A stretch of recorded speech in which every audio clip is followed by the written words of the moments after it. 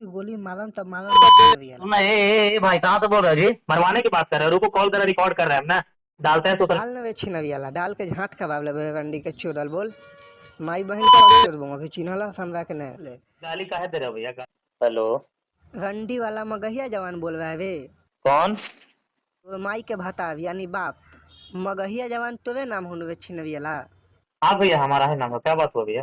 भैया कहाँ से बोल रहे हैं आप? कहाँ से बोले थी छोड़ दे तो माई के भताब बोले थी समझ ले। सुनिए, मेरा बात सुनिए भैया। अगर हमको गोली देगा तो उसको चुम्मा ना लेंगे भैया। तो चुम्मा ने लेबे तो अपन बहिन के बुरा कर देबे रंडी वाला।